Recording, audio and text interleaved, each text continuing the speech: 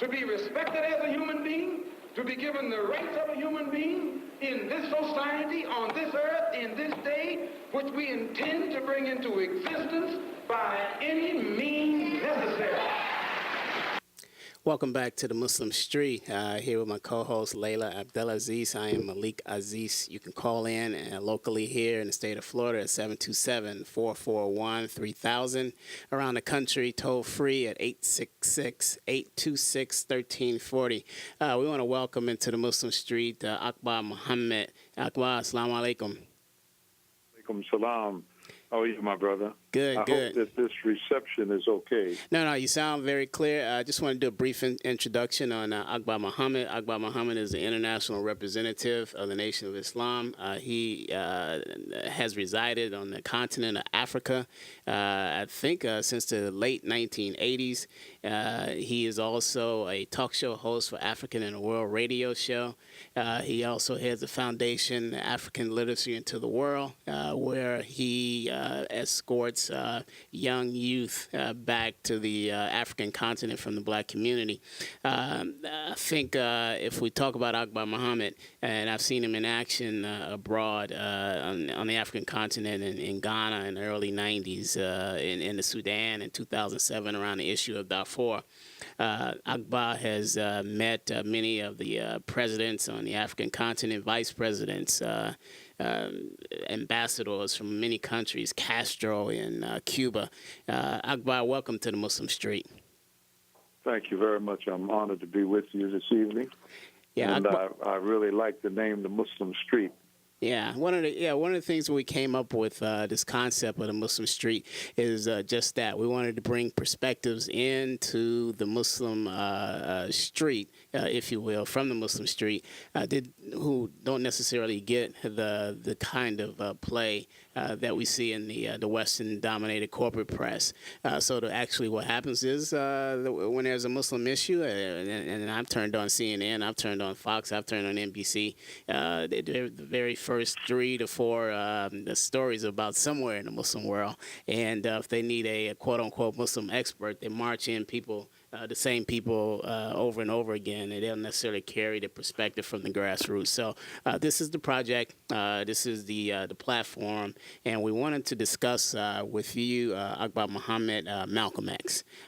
You personally knew Malcolm X. You had personal interactions with him. We want to have, sort of kind of away from the political genre of Malcolm X, more of a personal, off-the-cuff chat about Malcolm, your interaction with him in the early 60s. Kind of tell us things or some things about Malcolm that you wouldn't necessarily find in some of the textbooks that we were looking at. Right. First, Brother Aziz, and to your host, who is working with you, Sister Aziz, I want to thank you for the opportunity. Akbar. I didn't get a chance to chime in there, but Assalamu alaikum, and thank you for joining us today on the show. And Akbar Laila is one of the rising stars in the Muslim activist community, and the Muslim Street, sort of houses that spirit. Malik, very good, excellent. First, I came into the Nation of Islam in 1960. I was 18 years old, and by that time, Malcolm's name was in papers and around New York because, when Fidel Castro came to New York, Malcolm X met with him. He took up a hotel in Harlem, and the Muslims were very active in the community. Malcolm opened the door for us with the many representatives at the UN at that time. And 1960, 17 African nations became independent, and Malcolm invited them to our restaurant in Harlem. But aside from what is said generally about Malcolm, as a follower of the Honorable Elijah Muhammad, when he would go out and represent the Honorable Elijah Muhammad and the Nation of Islam, we all respected him. He gained tremendous respect. And his position at that time was how to bring our people to a level of consciousness about what was happening in the world. There's an interesting dynamic in Malcolm's life, and people talk about the period when he left the Nation of Islam. And when he was building the OAAU, Organizations of Afro-American Unity. He had a choice to just build that organization, but he wanted to keep Islam in the picture, so he opened up Muslim Mosque Incorporated, and there was a struggle within some of the brothers who leaned more towards nationalism, or those who were secular and were around Malcolm and didn't have any particular religious belief, and even some of those who were Muslims from the Nation of Islam. They felt that he should leave the religious aspect to the side, but Malcolm insisted that the spiritual part should be included. And as a Muslim, he knew the profound impact that Islam had made into his life, and he insisted that they have a Muslim Mosque Incorporated. And I can appreciate that, because Malcolm was smart enough to know that in the black man, even in the struggle, there's a spiritual base to our people that you just cannot negate, and that Martin Luther King moved with it in the church and during the civil rights struggle. But Malcolm had that. He was a great reader, and the thing about Malcolm is whenever he maladrosted, he was always either giving you a book, talking about a book, which encouraged all of the young Muslims who were coming into Islam. He encouraged them to read. He encouraged them to study. I started selling books in 1963 because of Malcolm. I started selling Holy Qurans and other Islamic literature because of Malcolm. These are the things that people don't talk about. And another aspect that is not mentioned that much is that Malcolm went to Saudi Arabia in 1959. Though most people talk about the Hajj that he made in 64, but they don't mention that he had been to Saudi Arabia before and talk about that aspect of his life. When Dr. Manning did the book, The Reinvention of Malcolm, there was a part in there where he spoke at the American University in Beirut. I was close to a friend of Malik from the Sudan, who told me many years ago that he was instrumental in bringing Malcolm to Beirut, but he never gave the details. But Dr. Manning, whether people agree or disagree with his book, 350-odd page book on Malcolm's life, he gave details of Malcolm's life that many of us did not know, his travels throughout Africa, and the fact that and he mentioned Dr. Malik Badri in the book. These are things in Malcolm's life that people kind of skirt over. They don't mention them too much. Brother. Go right ahead, my sister. Sorry, Brother Akbar. I was going to ask you actually about Manning Marble's book, Malcolm X, A Life of Reinvention. It was released last year, I think, right, ironically and very sadly, right after the death and the passing away of Manning Marble. Manning Marble is one of those examples where you see publicly and intellectually and academically that the spirituality and the respect and the symbolism of Malcolm X is still very heavy and alive and carried on to today. And I think that I was going to ask you about his book and about the information, the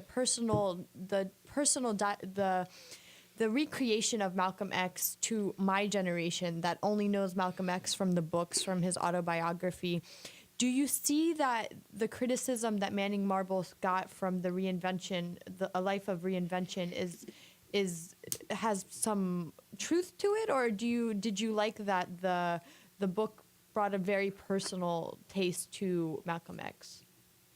Well, I had problems with certain aspects of the book because he came to conclusions, and all of his conclusions, being that I lived through that period, were not really correct. They were not historically correct. But yet and still, if I had to put his book on the scale, I would give him probably 70-30 in terms of information. And remember...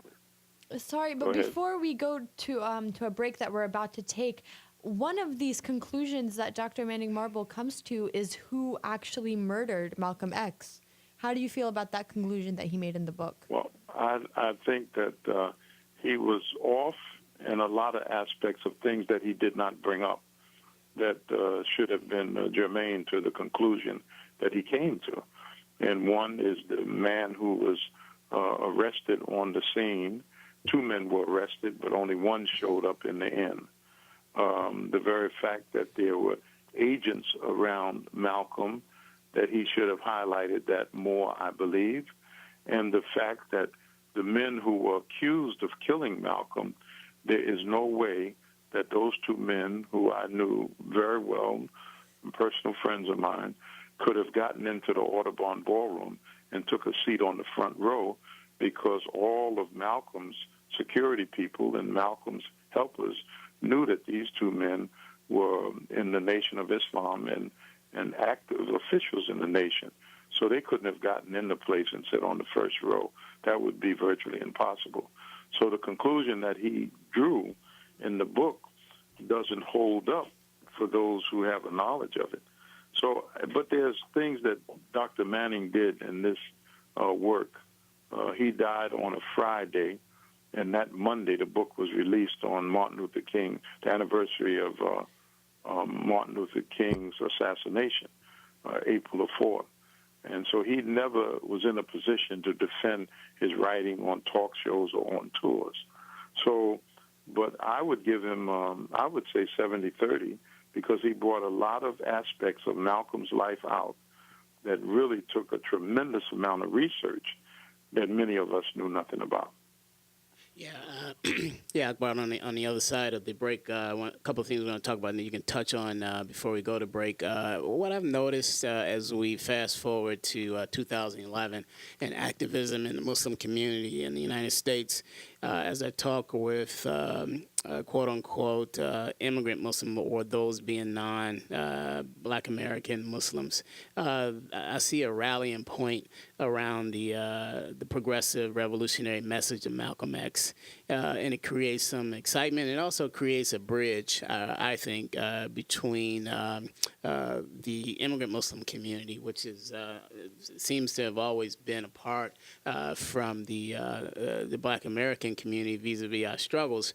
And socially, but it seems the edict of Malcolm X is building those bridges. So, what do you think about that? Well, there's 2 things. Malcolm's tenor of his talk to our people included attacks on America's position vis-a-vis Black people and its international policy in terms of what was called in the Third World.